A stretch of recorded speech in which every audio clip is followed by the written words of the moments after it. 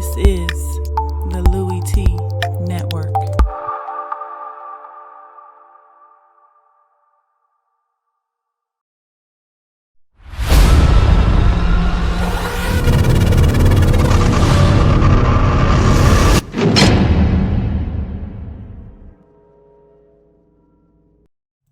Who else could it be but me, your man, Louie Tee? Welcome to Lockdown Coverage, week number 15 in the National Football League. Detroit Lions at the New York Giants. High-profile matchup in week 15. Two 9-4 teams squaring off, jockeying for a little bit of positioning in the NFC. And who knows? This could come down to a situation where we could be talking about two division-winning teams and the tiebreaker going to the team that wins this matchup. So, again, that's a long way off. Giants still have a lot of work to do if they want to call themselves division winners, but this could be a huge step in that direction with a win over the Lions. And for a Lions team clinging to a division title themselves, the first time they would be able to call them division champs in quite some time, this is a huge game for them on the road. Stafford with the injured finger, a lot was made of that during the course of the week. But look, we knew this game was going to come down to the ability of the Lions defensively to try to get after Eli Manning and force the issue, because we know how good the Giants defense is. So could the Lions defense cancel out the Giants defensive effort and get the win in this football game? We'll talk about this here in a second. But first and foremost, if you haven't already done so, subscribe to the Louie Tee Network for more great content.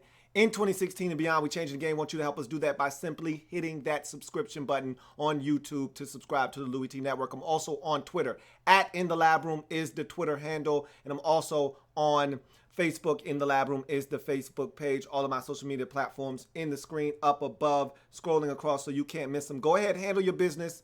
Like, follow, and subscribe to the Louie Tee Network on YouTube. So let's jump into this, and we'll start with the Giants, who got it done in this football game, 17-6. Another dominating defensive performance by the Giants. We'll talk about that defense here in a second, but let's start with the opening drive of the game. I thought that was a tone setter for the Giants. They moved it down the field, but not only was it a tone setter from the standpoint of Eli Manning starting off this game hot, and we'll talk about him in the next few seconds here, but it was the defense or the offensive line setting the tone with the running game. Remember, this is a Giants team that doesn't run it all that well, and they get Justin Pugh back in this game, and all of a sudden now they look like a team that had a semblance of a run game. Giants averaged about 4 yards per carry before that final possession, of course, which Lions knew they were running the football, were able to stop them, probably brought that average down just a tad, but still. This is a Giants team that ran the football effectively, not only on that first drive, which I thought was key for them confidence-wise, but throughout the course of this game, I thought they did a really good job of staying balanced, staying in third and manageable situations, and not putting all of the onus on Eli Manning, because we know what happens when you put too much on Eli's plate. That's when he can get a little sloppy and start messing some things up. You know, the collar and, you know, the apron can get a little messy on Eli when you put too much on his plate. So they did a good job of keeping it in third and manageable and staying balanced with the run game. And that first possession for me was the key there as they set the tone. And Eli was magnificent early. Speaking of which, Eli started this game 11 of 11 for a touch and about 100 yards early in this football game. The best start to a game he's ever had in his illustrious career. So he was really efficient, getting the football out of his hands quickly. Again, when you're not in third and long and you're able to get the football out of your hands and pick up 4 and pick up 6 and pick up 5, that's going to keep you on schedule. That's going to keep you in a situation where you'll be able to convert on third downs, and you're not asking Eli to hold on to the football. We've seen Eric Flowers struggle this season. No need to ask him to have to pass protect for too long. And that's what that balance does for you. It allows you to not have to take a 5-step drop, not have to hold on to the ball as long to let these routes develop down the field, because you only need 5, you only need 6, you only need 4. And Eli started off this game beautifully. Huge hands to the face penalty on Bobby Hart, negating a touchdown. The Giants would have to settle for a field goal. These are the types of mistakes you want to avoid. They also had a block in the back on an Odell Beckham Jr. return in the second half on a punt return for a touchdown. generally with his returns, you're going to have one of those because he likes to reverse field and make a lot of guys miss and do all of those things. And anytime you reverse field, you're going to get a guy who's going to block in the back. It's just the way this thing goes. I don't understand why players continuously do that. Maybe they're thinking, they won't see me, I'll get away with it. But in any event, generally, guys don't get away with it. You like to see these penalties eliminated if you're the Giants, because any help you can get from special teams or a screen like this particular play with Shane Vereen, who fumbles, coughs it up right around the 3-yard line, goes into the end zone, recovered by Victor Cruz.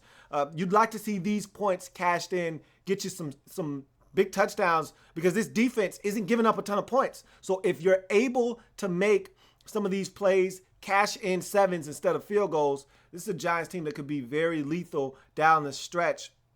But all in all, that first half, really dominant performance by the defense. Had some opportunities, did the Lions. We'll talk about that in a second. But the Giants got it done in the first half.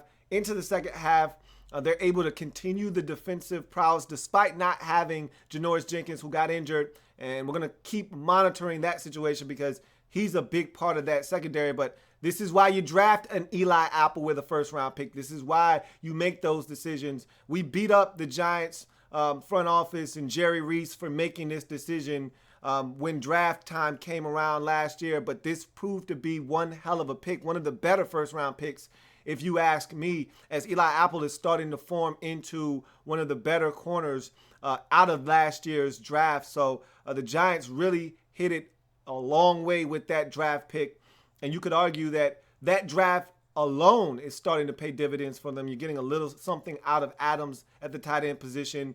You're starting to get a lot more out of Paul Perkins at the running back position. Of course, I just talked about Eli Apple and what he's bringing to the table. So you're starting to get a little something out of this Giants draft class from a season ago. Starting to look good. And even guys that you didn't draft, like a Roger Lewis, contributing on special teams and every now and again helps you on offense. So the Giants getting it done right now, playing at a very high level defensively and doing just enough offensively. And speaking of which, when you're playing this kind of football, when you're playing this brand of football, you need special teams to be dominant. And right now, Brad Wing is playing at a all-pro level. So is Landon Collins. I've been talking about Landon Collins all season long. He continues to impress me week in and week out. Brad Wing, you don't talk about punters very often in this league.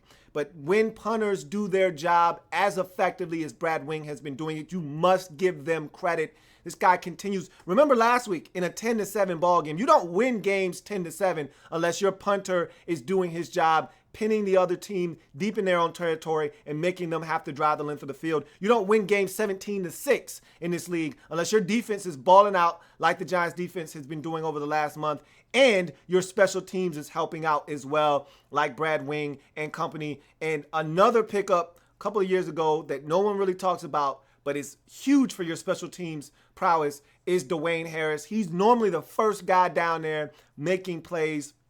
And despite having a a punt blocked in this game, partially blocked by the Lions, I thought the special teams was outstanding for the Giants in this game. You win special teams, you win defense, you win offense, you win the football game. That's what the Giants did here again. Now they're 10-4, and I'm going to tell you right now, if the Cowboys don't get it done on Sunday night versus the Bucs, here come the New York Giants sniffing around the NFC East looking for that division crown. This Giants team, they may be the most dangerous team in the NFC right now because of the way they're playing defense. Listen to what I'm saying to you. 6 points against the Lions this week, 7 given up to the Dallas Cowboys last week. They're not giving up points. This defense is outstanding. And the thing that is so amazing is that they don't get a ton of sacks. They're not sacking your quarterback. They're not putting elite pressure on the opposition. But what they do is they have an elite secondary, and they have enough pressure up front to force the issue.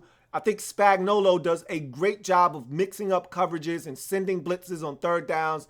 And I think those things all put together, along with that stout run defense headed by Snacks Harrison, this Giants defense is the scariest defense right now. That includes the Seattle Seahawks. Scariest defense in the NFC right now. They're the hottest defense right now. And if they can get anything out of their offense, Eli didn't turn it over. 2 touchdowns, no interceptions. If they can get that kind of production out of Eli Manning, they're going to be a tough out in the NFC, and they could end up being the prohibitive favorites in the NFC if they continue to play the way that they're playing right now. And one last thing, one little tidbit, man, Odell Beckham Jr. is fun to watch, man. That guy is electrifying, and despite the punt return being called back, it's good to see a guy that practices one-handed catches in his warm-up routine. It's good to see him put that into practice during the course of the game.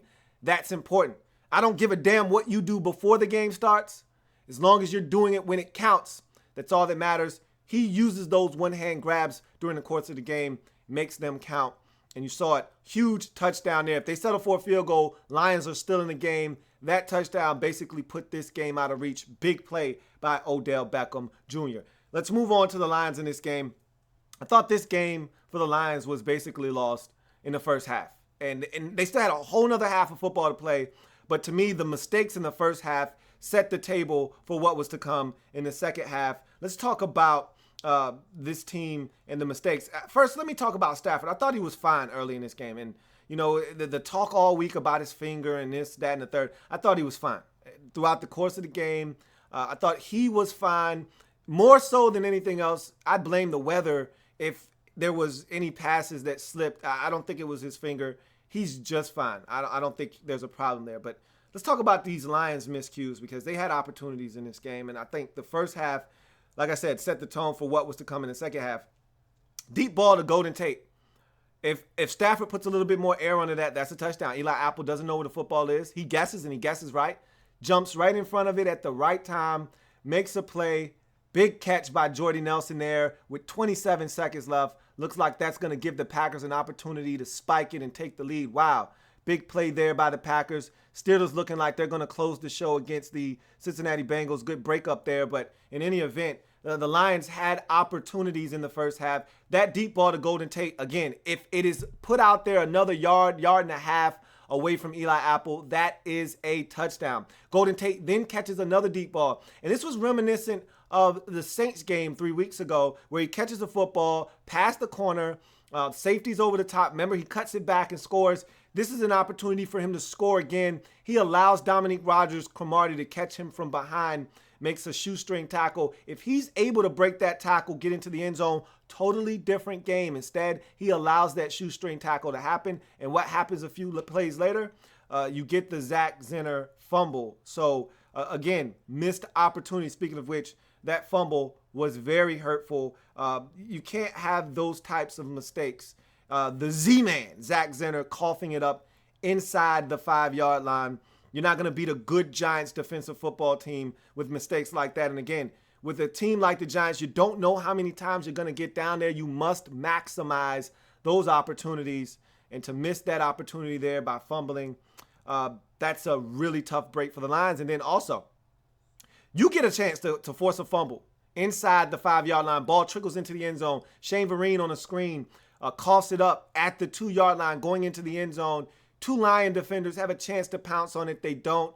The Giants fall on it in the end zone. Luckily enough for the Lions, hands to the face on the Giants, negates the touchdown. But if that was a recovery, it would have been Lions ball. Instead, the Giants ultimately get a field goal out of that possession. In a game you lose by 11, that field goal is not on the scoreboard. At the end, when you're looking to try to tie at the end, it's a different ball game. You're only down 8-1 score. You got a shot. So big missed opportunity for the Lions, and plenty of them, as this score was 10-3 at halftime.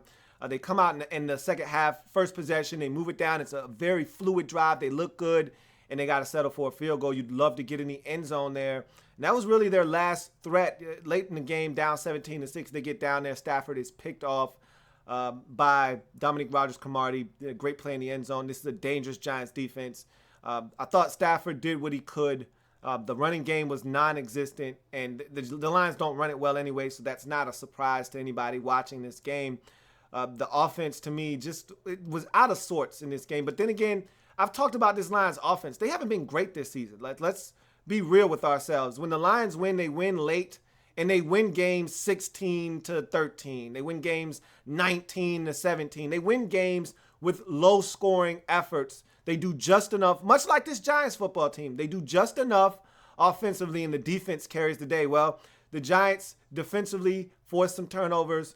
they did enough offensively, and conversely, the Lions didn't. They didn't generate the turnover. They had opportunities to generate turnovers in this game, and they simply failed to do so. They didn't hold on to the ball. They didn't make the plays. Packers going to pull it out 30-27. So I know Lions fans are not excited about that as the Packers complete the win against the Bears with a huge deep ball to Jordy Nelson late, Aaron Rodgers putting a dagger in the Bears' heart. And now they're one game closer to this Lions team in that division. So that division race in the NFC North starting to heat up as the Packers get it done 30-27. Lions don't get it done on the road versus the Giants 17-6. So they're going to fall now to 9-5. Packers are now 8-6. One game difference in that division. Two-team race. That's going to be fascinating to watch down the stretch. As for the Giants, they're now 10-4, playing outstanding football at the right time of the year.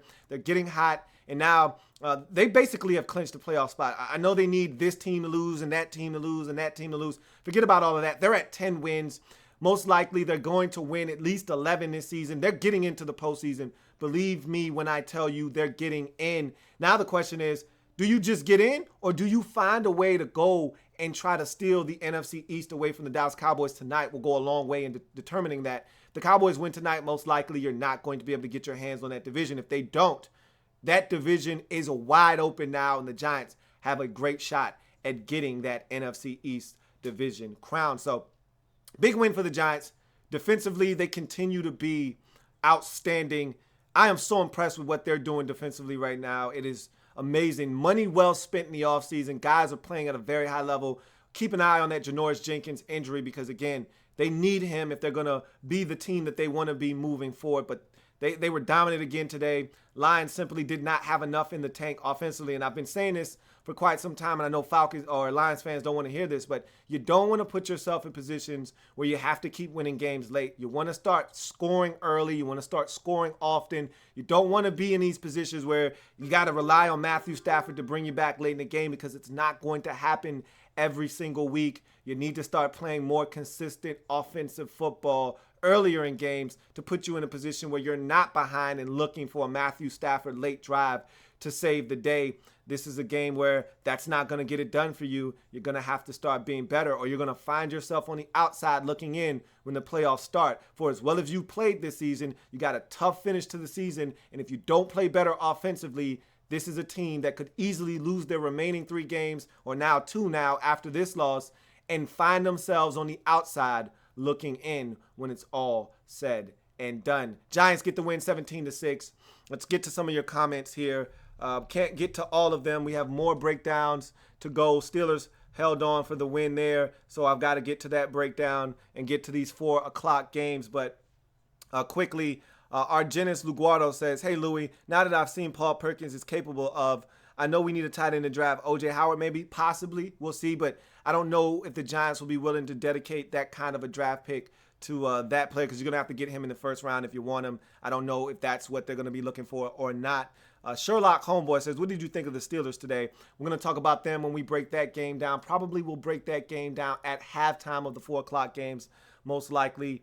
Argenis Luguardo says, how much scarier can the defense be with Darian Thomas back? Andrew Adams is good, but Darian is a true ball hawk and a high middle general. I don't know. Sometimes you don't want to mess up team chemistry. It'd be nice to work Darian Thompson back in there, but Andrew Adams has been solid. There haven't been a lot of defensive breakdowns in the back end. You put a rookie back there, and all of a sudden, you might have some defensive breakdowns. Like I said, sometimes team chemistry is good, and you don't want to mess that up. So we'll see. Maybe they'll work Thompson back in slowly but surely. But with Andrew Adams back there, you shut down 3 capable offenses 3 weeks in a row, Lions, Cowboys, and Saints respectively. So I don't know if you want to tinker with anything right now. It's working. If it's not broke, do not fix it. So right now, I'll tell you right, with this Giants defense, I wouldn't touch anything because they're playing outstanding right now. They're playing out of their minds. I wouldn't touch a damn thing. Disco Jump Rope says, do you think the Lions will lose out? They have the Cowboys and the Packers left, and I already mentioned that. It's possible that they don't make the playoffs. If the Packers beat them, win this division, and they lose next week to the Cowboys on Monday Night Football, they're probably going to be on the outside looking in. With the way that the NFC is set up and a lot of hungry teams out there, 9-7, not going to get in the playoffs this year. Okay, even the Redskins at 9-6-1 would be better than 9-7. So the possibility for the Lions to miss out is real if they lose their final 3 games. They got to win one of these games just to put themselves at ease. Not going to be easy on the road next week against the Cowboys, and not going to be easy at home against a Packers team that knows they have to win that game to get in the playoffs. That's going to be a tough one. It's very possible that the Lions could lose out after all the good they've done this season. It could come down to Week 17 at home versus the Green Bay Packers for their season. Argenis Luguardo says, hey, Louie, what would you name our secondary? I'm thinking Big Blue Flight Crew. That's so much, though. It's a lot. But it's nice. It's got a nice little ring to it, but that's a lot, man. Big Blue Flight Crew. That's too much. You want a nice, quick name that you can just spit out. You know what I mean? Normally, two words is what you're looking for. But maybe that one would stick. I don't know. But I tell you what, you probably got the best secondary in all of the National Football League. They're fun to watch. I can tell you that much right now. From Landon Collins to DRC to Janoris Jenkins to a young guy like Eli Apple. It's a fun secondary to watch in New York. That's for sure. So, in any event, Giants get it done 17-6, go to 10-4. They're going to get into postseason, folks, and they may still win the NFC East. Nothing is etched in stone there. As far as the Lions are concerned, they dropped to 9-5, and all of a sudden now you go from in the penthouse to looking over your shoulder. Packers win. They go to 8-6. Now you're only a game up. Still got another tough road game against an NFC East opponent next week on primetime television against the Cowboys. And then all of a sudden, you don't get that one done. You could be staring the Packers in the face, tied Week 17 division on the line. This could go from bad to worse for the Lions quickly if they don't play some damage control here and get a win next week. So we'll see what happens with the Detroit Lions moving forward. They don't get it done this week, and the Packers do. So things tightening up in the NFC North, that's for sure. If it happens in the National Football League, whether it's big or small, we cover it all here on lockdown coverage on the Louie Tee Network. You know I got many more games to break down, so come back and join your man Louie Tee as I continue to run through each and every single game in week number 15 in the National Football League. We'll have more on the divisional race on Wednesday's program, Louie Tee Live. I'll see you later on in the day. Plenty more games to break down. Come back and join me. Have a good one. Enjoy the action.